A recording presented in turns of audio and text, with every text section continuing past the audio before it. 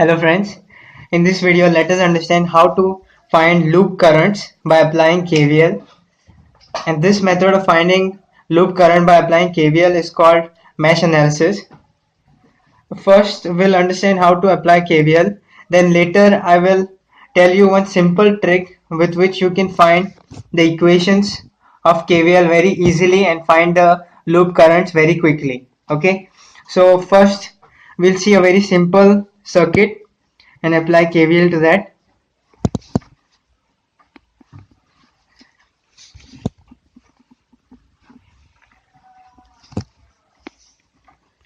Okay, this is another resistor.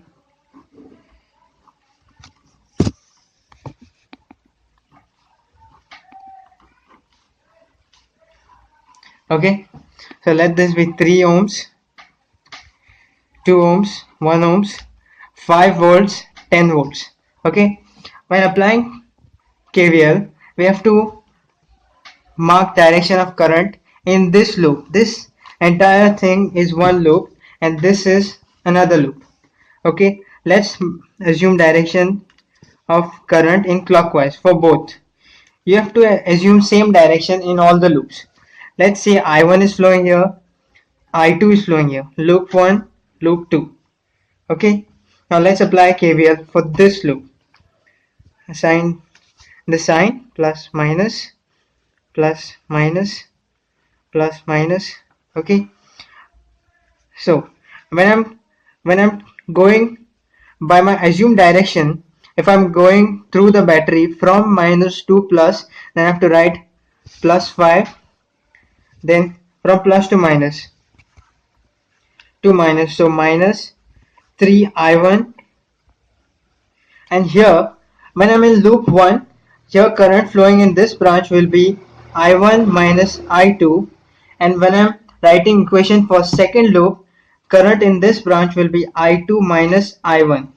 Okay, so when I'm writing equation for first loop, it will be minus I1 minus I2 into this resistor 2 equal to 0. So here what we are doing is we are making use of voltages, meaning voltage 5 volts and voltage drop across this and voltage drop across this should be equal to 0.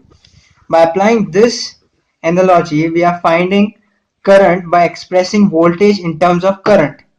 Okay, now this thing will be minus 5 I1 if I split, okay, plus 2 I2 equal to minus 5. Okay, equation 1. Equation 2, I will go to second loop. So here in this direction I'm going, and when I'm in second loop, current flowing through this will be I2 minus I1, I2 minus I1 into this resistor 2 minus, this will be minus also, minus 1 into I2. Okay, see here when I'm going in clockwise direction, I'm going from plus to minus, so that's why I have to take minus 10 equal to 0. Okay, now this will be what, 2I1 minus 2I1, sorry, plus 2I1 minus 3I2. See, minus 2 into minus 1 minus 3, and this minus into minus will become plus, equal to minus 10 goes that side, plus 10. This is second equation. Now you can put this into the calculator and find I1 and I2 by putting in calculator or by solving it using elimination method, etc. So what my simple trick is, same problem, same circuit,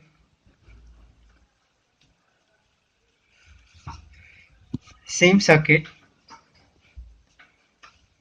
3 volts, 3 ohms, 2 ohms, 5 volts, 1 ohm,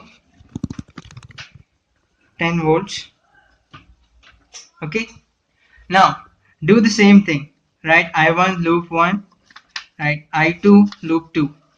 And see over here, when you're writing equation, in this equation two unknowns, coefficients of the unknown and the constant we have to find.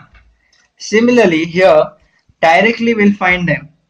So when you're writing equation for loop 1, what you have to do is add all the resistors which are in this loop. So 3 plus 2, 5, but you have to write them with minus sign. If you're in loop 1, minus 5 I1. And for this, whichever is, this is like a boundary between loop 1 and 2.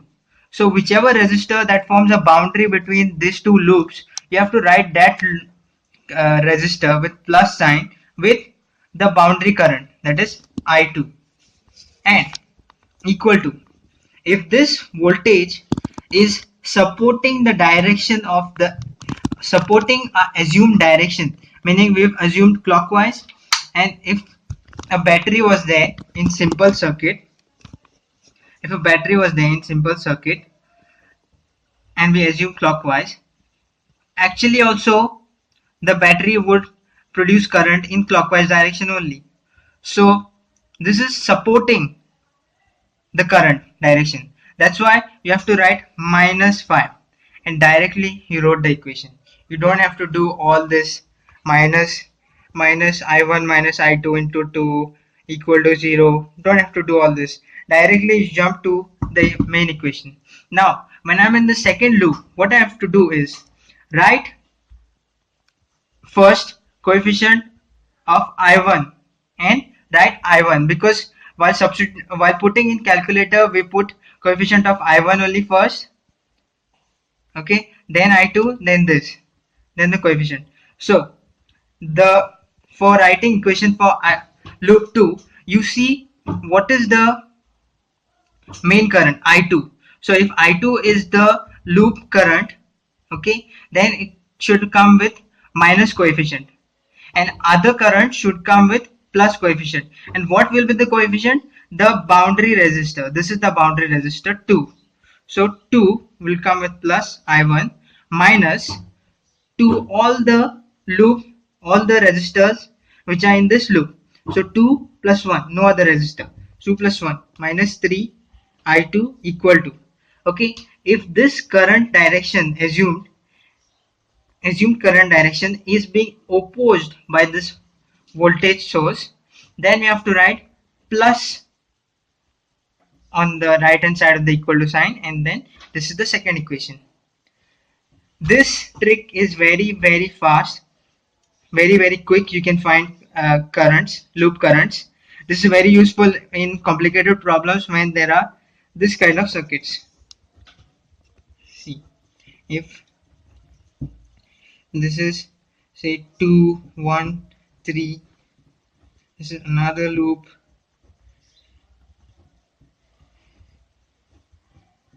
okay, 2 1 3 4, 1 maybe, this is 1, okay,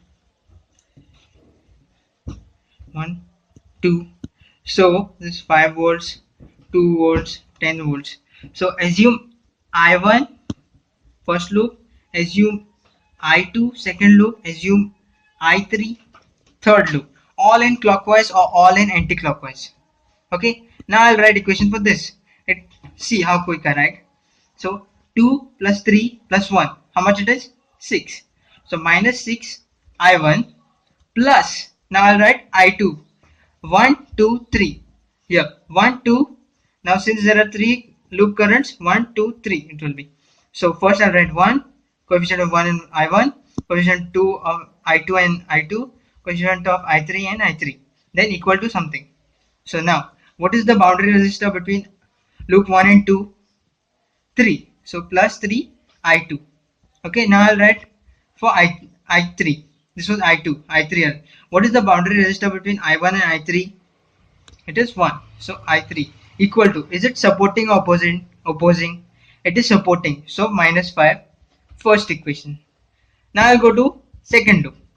What is the boundary resistor between loop 2 and 1? 3. So 3 I1. I'm in loop 2. In whichever loop you are, you have to write that coefficient of that current minus. So here it will be 2, no, 1, 3, 4. So minus 8 I2. And what is the boundary resistor between 2 and 3? It is 4.